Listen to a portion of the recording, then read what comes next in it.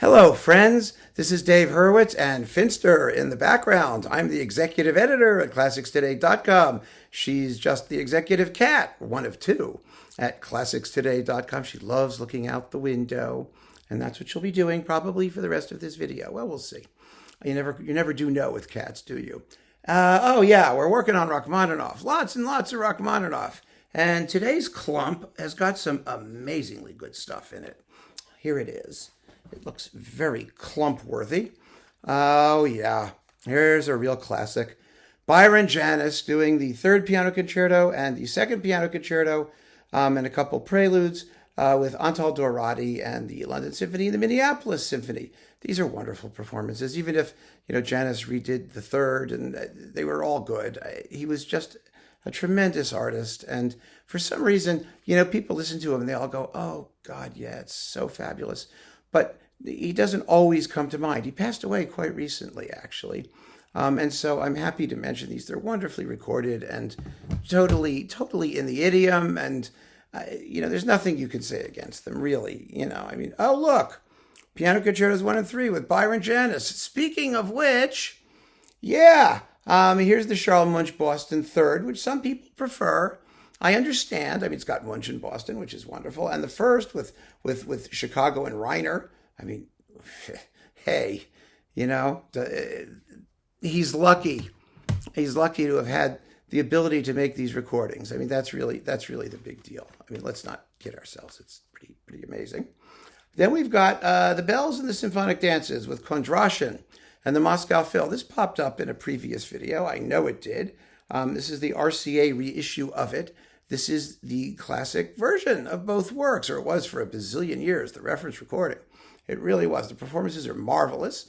The sonics from 1962 and 63 are 1962 and 63 Melodia recordings, kind of, let's just say unsubtle. Like Tom Lehrer used to say, it's give me smut. Oh, I'm a market they can't glut if it's uncut and unsut toll. Yeah, this is unsut toll. It really is, but the performances are just smoking. Rachmaninoff piano trios with the Beaux-Arts trio. Beautiful, sensitive, warm, rich, juicy, lovely recordings of these two big, huge, crazy works. Well, the first one's only 15 minutes long. The second one is based on Tchaikovsky's similar enormous piano trio, and they're elegiac. For some reason, when people die in Russia, composers commemorate them with piano trios. I can't explain why, because these are both trio elegiac. So they are, and it's two big movements, about 18, 19 minutes each, 20 minutes each, and they're just like huge, yes, and beautiful, very, very beautiful. Now this is interesting. This is the Timirkanov last Rachmaninoff orchestral works thing. And you get the three symphonies, the symphonic dances. What else do you get? The Caprice Bohemienne, the Scherzo in D minor, the Rock, the Isle of the Dead, Prince Rostislav. Someone said, oh, what's the best Prince Rostislav? It's this one. And Vocalese, in case you wanted to know. I'm not doing a whole series devoted to Prince Rostislav. Just get this one. Now, these were reissued on Melodia, but you have to make sure you have the right ones because Svetlanov did all this stuff before. But this was 1996. And it's very interesting what happened with these suckers because originally they were imported. Pony Canyon is Japanese, and they were recorded in stunning, impactful digital sound. They'll blow you through the back wall. They really are. The performances are everything you want in Russian performances. They are hot, heaving, panting, loud, crazy, unsubtle. Yes, unsubtle. Remember that? Yeah, those two. And just marvelous. And these were terribly expensive because these Japanese imports were really, really expensive. However, these were imported at the time by Qualiton. Qualiton, which had Hungariton and Superphone, they had all this Eastern Europe thing. It was a wonderful import label run by the Quittner family, they were really characters, and they had these and they were mispriced. They were hugely mispriced. It cost like $20 when the set should have gone for like $100. So I bought like 10 of them. You know me, right? I was like, wow. I still have a couple. I gave them away as gifts, and it was amazing. And now these are on Melodia, but like I said, you got to get the right ones, the digital ones. Wow, these are astonishing. They're just wonderful, wonderful, crazy, brilliant, weighty, pedal to the metal performances. Absolutely terrific.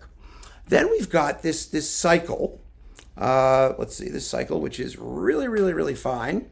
You've got the symphonies plus the Isle of the Dead, the vocalese, and the symphonic dances with the Royal Phil and Andrew Litton.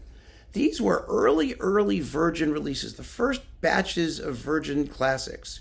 Very, very well recorded, wonderfully performed. Litton is a terrific Russian music guy. I don't know why these have disappeared.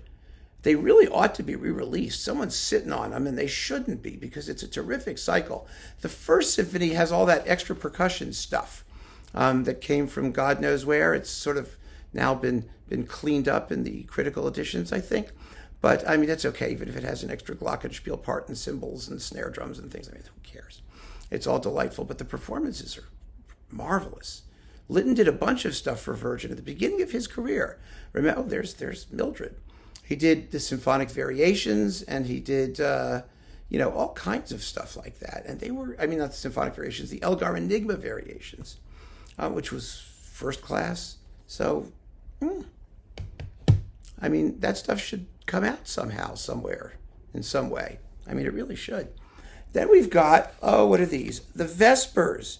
This is the Chernushenko. There are two big Russian recordings of the Vespers. One is this one, and the other is Sveshnikov, which I also have, and we may have talked about previously, or I have it upstairs. I've got it somewhere. This one is one of these Saison Russe, Praga, I don't know what the hell, Harmonia Mundi licensing jobs. It's with the St. Petersburg Capella, and it's wonderful. It's one of those fabulous Russian choirs with basses that, journey down to the center of the earth, notes lower than, even elephants can hear. And wow, is it hot? And this is also hot. It's a modern one with the Swedish Radio Choir under Tonu Kaljusti, who is a tremendous choral conductor. And they might as well be Russian choirs, just about, these Scandinavian choirs. I mean, they have just as great and grand a tradition of choral singing, and equally deep basses who can do wonderful low rumbly things. And this one was on Virgin. It's gorgeous. I have so many recordings of the Vespers, and it's such a wonderful piece. Absolutely amazing. So keep on listening, friends. Thank you so much for joining me. Take care.